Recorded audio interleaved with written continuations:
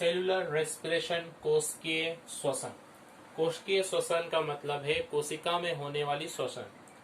हम अब तक जानते हैं कि कोशिका में ऑक्सीजन गैस पहुंचती है ब्लड के द्वारा। ब्लड ऑक्सीजन गैस को कोशिकाओं तक पहुंचाता है और कोशिकाओं में पोषण के फलस्वरूप पहले से ही ग्लूकोज है। ग्लूकोज जिसका फॉर्मूला है C6H12O6। ये ग्लूकोज इस ऑक्सीजन के द्वारा ऑक्सीकृत होकर ऊर्जा उत्पन्न करेगा या किसी किसी प्रोसेस में ये ऑक्सीजन की आवश्यकता इसे नहीं पड़ती है। इस हिसाब से कोशिकीय श्वसन को दो भागों में बांटा गया है, ऑक्सीय या एरोबिक, जिसमें एरोबिक का मतलब है जिसमें एयर की आवश्यकता पड़ती है, यानी कि ऑक्सीजन की आवश्यकता जरूरी है, उसे हम एरोबिक रेस्पिरेशन कहेंगे। एनएरोबिक मतलब जिसमें ऑक्सीजन की आवश्यकता नहीं पड़ती है, अनॉक्सीय श्वसन। एरोबिक जितने भी उच्च श्रेणी के जंतु हैं सभी में जो ऑक्सीजन को ग्रहण करते हैं और श्वसन करते हैं उसमें इस तरह की श्वसन की क्रिया होती है। अनॉक्सीय कुछ तरह के बैक्टीरिया में ये अनॉक्सीय श्वसन हम लोग देख सकते हैं जिसमें जो ऑक्सीजन को सीधे ग्रहण नहीं कर सकता है।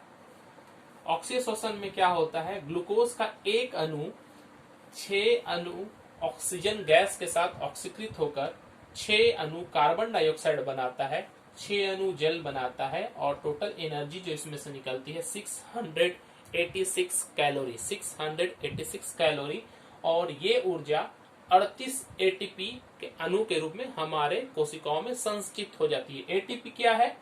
एटीपी का मतलब होता है एडेनोसिन ट्राई फॉस्फेट।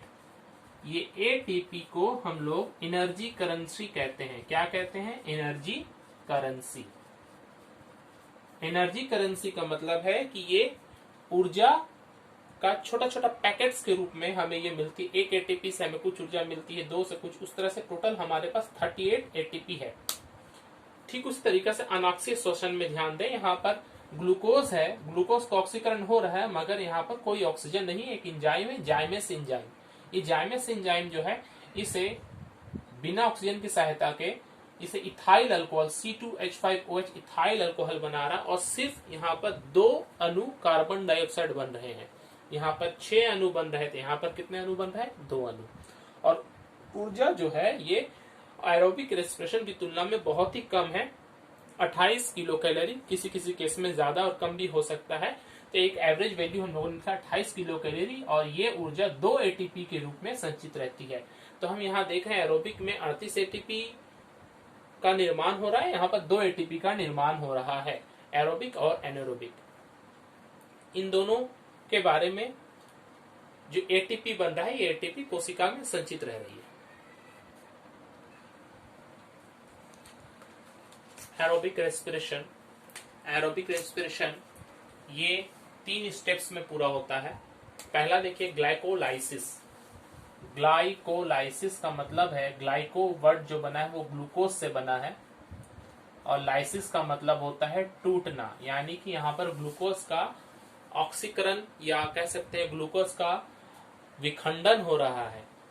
ये जो है ग्लाइकोलाइसिस की क्रिया अगर हम कोशिका को समझे, क्योंकि चूंकि कोशिका के अंदर में हो रही है इसलिए कोशिका में जो साइटोप्लाज्म होता है, बीच में कहीं पर केंद्रक होता है और चारों तरफ साइटोप्लाज्म होता है पानी के रूप में, वो साइटोप्लाज्म में ग्लाइकोलाइसिस की क्रिया संपन्न होती है। इसका नेक्स्ट स्टेप जो है, जो इसके बाद आएगा, वो है क्रेब्स साइकिल। क्रेब्स साइकिल जो है ये साइटोप्लाज्म में नहीं, ये माइटोकॉन्ड्रिया में होती है। साइटोप्लाज्म के अंदर में ही एक जगह है माइटोकॉन्ड्रिया, वो कुछ इस टाइप का शेप होता है।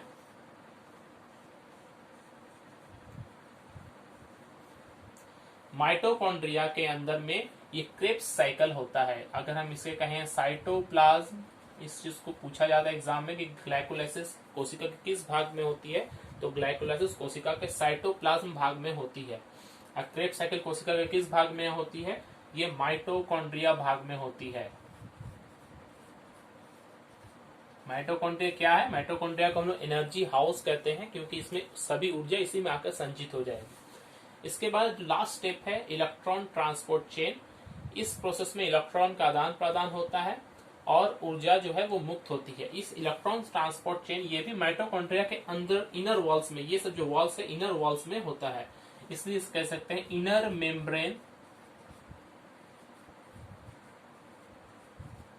Of mitochondria, inner membrane of mitochondria. ये इलेक्ट्रॉन ट्रांसपोर्ट चेन माइटोकॉन्ड्रिया के अंदरूनी सतह में होता है। तो अब हम इस ग्लाइकोलाइसिस को, क्रेब्स साइकिल और इलेक्ट्रॉन ट्रांसपोर्ट सिस्टम को एक डाटा या एक फ्लो चार्ट से हम लोग इसे पढ़ेंगे।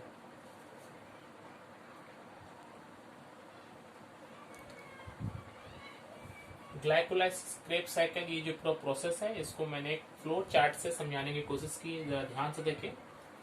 फुल एरोबिक रेस्पिरेशन जो है ये कैसे घटित होता है। एरोबिक रेस्पिरेशन में जो पहला स्टेप है ग्लाइकोलाइसिस, इसमें ऑक्सीजन की आवश्यकता नहीं होती है, इसलिए हम ये कह सकते हैं कि ये एरोबिक रेस्पिरेशन का ही एक ऐसा भाग है जो बिना ऑक्सीजन के घटित होता है, अर्थात यह एक एनारोबिक रेस्पिरेशन ही है। तो पहला जो पार्ट है वो एनारोबिक रेस्पिरेशन है ग्लाइकोलाइसिस का, और सेकंड पार्ट में ऑक्सीजन की आवश्यकता होती है जिसे हम क्रेब्स साइकिल कहते हैं। यहां देखेंगे सबसे पहले ग्लूकोज जो कोशिकाओं के अंदर में ये 6 कार्बन युक्त यौगिक है, क्योंकि ग्लूकोज का फॉर्मूला जो होता है वो C6H12O6 है। ये 6 कार्बन युक्त यौगिक है। जब इस ग्लूकोज का हमारे कोशिका के साइटोप्लाज्म में, ध्यान दीजिए ग्लाइकोलाइसिस कहां पर हो रहा है, ये साइटोप्लाज्म में हो रहा है।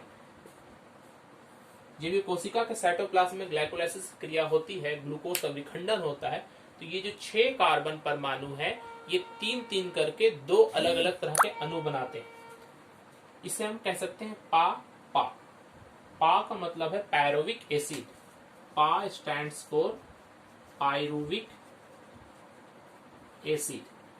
तो कितने अणु पायरुविक एसिड बने? 2 अणु, 1 और 1, 2। ये हर एक में 3-3 कार्बन है, तो ये 3 और 3 मिलकर टोटल हो गए 6, तो अर्थात यहाँ पर 6। यहाँ और कोई कार्बन नहीं बचा, तो इसका मतलब कोई कार्बन डाइऑक्साइड नहीं निकलेगा। ग्लाइकोलाइसिस में कोई कार्बन डाइऑक्साइड नहीं निकलता है। मगर इसके साथ ही साथ और भी क्या बनता है ग्लाइकोलाइसिस के प्रोसेस में, ग्लूकोज से तो ये दोनों बन गए, और NADH2 और ATP बनता है। NADH2 का मतलब क्या है, ये एक तरह का यौगिक है जिससे हम लोग निकोटिनामाइड एडेनाइन डाई ग्लूकोन कहते हैं। ये NADH2 सिंपल समझिए, इतना टफ लैंग्वेज हम लोग को पढ़ना चाहिए, 9 क्लास है।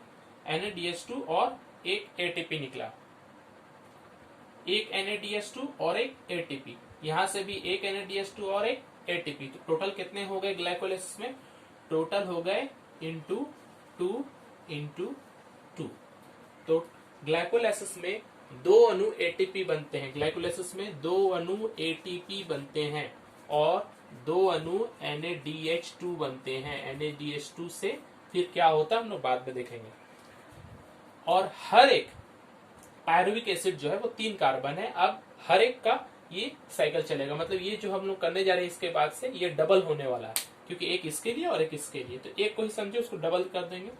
पायरुविक एसिड जो 3 कार्बन परमाणु है उससे 2 कार्बन परमाणु का एक नया यौगिक बनता है जिसे हम एसिटाइल कोएंजाइम कहते हैं, COA, एसिटाइल कोएंजाइम। ये सिर्फ 2 कार्बन है। तो जब 3 से 2 हुआ तो 1 कार्बन बचा, तो वो 1 कार्बन कार्बन डाइऑक्साइड के रूप में बाहर निकल जाएगा। तो ये एक कार्बन डाइऑक्साइड, पहली बार कार्बन डाइऑक्साइड हमारे श्वसन में यहाँ पर बनता है। और साथ ही साथ जैसे यहाँ पर NADH2 बना, तो यहाँ पर भी एक NADH2 बना, तो फिर से हमारे पास NADH2 आया, मगर ये सिर्फ एक पायरुविक एसिड से आया। तो हमारे पास तो इस तरह के 2 हैं, तो ये भी मल्टीप्लाइड बाय 2 हो जाएगा। ओके, और कार्बन डाइऑक्साइड में मल्टीप्लाइड बाय 2, क्योंकि हर एक डबल होते जा रहा है। नेक्स्ट स्टेप जो है उस स्टेप को स्पेशल नाम दिया गया है क्रेब्स साइकिल। ये क्रेब्स साइकिल, देखो ग्लाइकोलाइसिस और क्रेब्स साइकिल के बीच में छोटा सा प्रोसेस हो रहा है जिससे एसिटाइल कोएंजाइम जो हो रहा है, इसको हम लोग देखें, इसको डीकार्बोक्सिलेशन कहते हैं क्योंकि कार्बन टूट रहा है। इसके बाद में जो बन रहा है वो क्रेब्स साइकिल है, मगर ये क्रेब्स साइकिल जो है वो साइटोप्लाज्म में अब नहीं होगा, वो साइटोप्लाज्म से निकलकर माइटोकॉन्ड्रिया तक पहुंच जाएगा। माइटोकॉन्ड्रिया, कोशिका का माइटोकॉन्ड्रिया भाग में होता है ये क्रेब्स साइकिल। माइटोकॉन्ड्रिया में क्रेब्स साइकिल को एक चक्र के द्वारा दिखाया गया। इसके अंदर बहुत सारे चीज बनते हैं, मगर पूरा डिटेल्स हम लोगों को यहाँ नहीं पढ़ना है, बस इसका प्रोडक्ट्स में हम लोग ध्यान देंगे। एक अणु ATP बन जाएगा, 3 अणु NADH2, एक अणु एक नया यौगिक है FADH2, NADH का ही एक फॉर्म है, और 2 कार्बन डाइऑक्साइड परमाणु निकल जाएंगे। अब यहाँ पर चूंकि हर कुछ डबल था, एक क्रेब्स साइकिल में इतने सारे बने, तो क्रेब्स साइकिल तो एक पायरुविक एसिड के लिए यहाँ पर हो रहा है, अगर दोनों के लिए होगा तो ये 2 टाइम्स, ये भी 2 टाइम्स, और ये भी 2 टाइम्स, और ये भी 2 टाइम्स। अब ध्यान दें, सबसे पहले कार्बन डाइऑक्साइड में हम लोग ध्यान देते हैं। कार्बन डाइऑक्साइड 2 इंटू 2 4 हो गया, यहाँ 2 6 हो गया, यहाँ से पहले निकला था। टोटल कितने कार्बन डाइऑक्साइड निकल गए? 6। हम लोगों ने पढ़ा है कि एरोबिक रेस्पिरेशन में 6 कार्बन डाइऑक्साइड परमाणु निकलते हैं। 6 CO2 का फॉर्मूला आप चेक कर सकते हैं। इसके बाद हम एटीपी में जाएंगे, टोटल कितना एटीपी बन रहा है।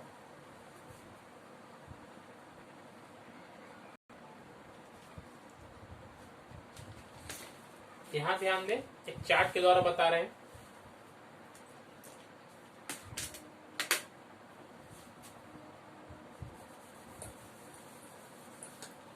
Glycolysis first phase, decarboxylation of PA, ये वाला जो फेज है एसिटाइल कोएंजाइम, ये डीकार्बोक्सिलेशन है, और क्रेब्स साइकिल, ये क्रेब्स साइकिल। इसके बाद में जो हमारे पास खुला एटीपी कितना बन रहा है, एनएडी कितना बन रहा है, एफएडी कितना बन रहा है, टोटल कितना हो रहा है, वो हम लोग टोटल काउंट करेंगे। ग्लाइकोलाइसिस में ध्यान दे, ग्लाइकोलाइसिस में हमारे पास एटीपी है टोटल 2, खुला 2 एटीपी। यहां पर देखिए एक एटीपी बन रहा था, एक से तो 2 होगा, तो 2 मल्टीप्लाई, और NADH2 कितना बना था? एक, हर एक पायरुविक एसिड से एक एक करके बना था, तो यहाँ पर हम 2 हो गया, तो ये भी 2 हो गया, तो 2 NADH2, 2 NADH2। अब टोटल करेंगे, एक एक NADH2 जो है, एक NADH2 से 3 ATP बनता है, तो 2 NADH2 से कितना बनेगा? 2 इंटू 3 6, टोटल कितना हो गया? 8। टोटल एटीपी यहाँ पर कितना हो गया? 8। इसका मतलब ग्लाइकोलाइसिस में टोटल 8 एटीपी बनते हैं। सेकंड, डीकार्बोक्सिलेशन ऑफ पा मींस पायरुविक एसिड, डीकार्बोक्सिलेशन। इसमें देखिए यहां पर इसके बाद से जो प्रोसेस हुआ, इसमें 2 NADH2 बन रहे हैं, खुला एटीपी एक भी नहीं है, मगर NADH2 कितना है? 2 है, तो यहां पर भी 2 इंटू 3 6, तो फाइनल कैलकुलेशन 6। और क्रेब्स साइकिल में देखिए एटीपी टोटल 2 बन रहा, एक बन रहा था, तो 2 बार चूंकि हो रहा है प्रोसेस, तो 2 इंटू एटीपी, तो ये खुला एटीपी कितना है? ये है 2, और NADH2 कितना है यहाँ पर?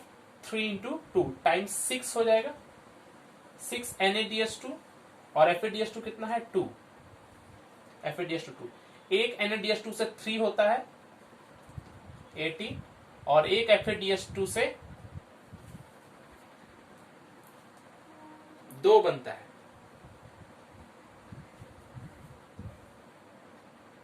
एक से 2 बनता है, तो टोटल कितना हो गया? 4।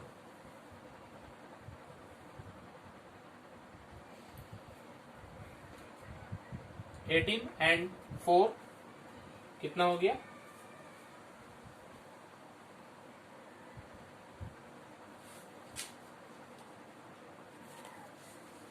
टोटल कितना हो गया यहाँ पर देखिए? 18 प्लस 4 22 प्लस 2 24। पहले से 8 टोटल मिला, सेकंड फेज से 6, और क्रेब्स साइकिल से टोटल 24, तो टोटल मिल के कितना हो गए? 38 एटीपी, जो कि हम लोगों ने पढ़ा कि एरोबिक रेस्पिरेशन में टोटल 38 अणु एटीपी प्राप्त होते हैं। मगर यहाँ पर ध्यान रखें, जो क्रेब्स साइकिल है, ये क्रेब्स साइकिल असल में हम लोगों ने सबको डबल डबल मल्टीप्लाई किया है, इसलिए अगर सिर्फ एक क्रेब्स साइकिल पूछेगा तो टोटल इसका हाफ हो जाएगा, 12 हो जाएगा। मगर यहाँ पर 2 क्रेब्स साइकिल होते हैं, एक बार श्वसन होने में एक अणु ग्लूकोज का 2 क्रेब्स साइकिल होता है। ये क्रेब्स साइकिल कितना बार होता है? ये 2 टाइम्स होता है, ये 2 साइकिल होता है। एक बार साइकिल होने के बाद 12, और दूसरी बार होने के बाद टोटल 24 बनेगा एटीपी। ओके, अब कुछ जान लें कि ग्लाइकोलाइसिस को क्या कहते हैं, और क्रेब्स साइकिल को एक और कुछ नाम क्या है। ग्लाइकोलाइसिस को हम लोग EMP पाथवे भी कहते हैं।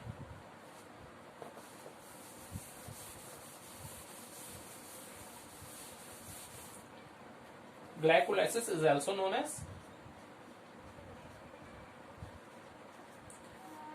EMP pathway.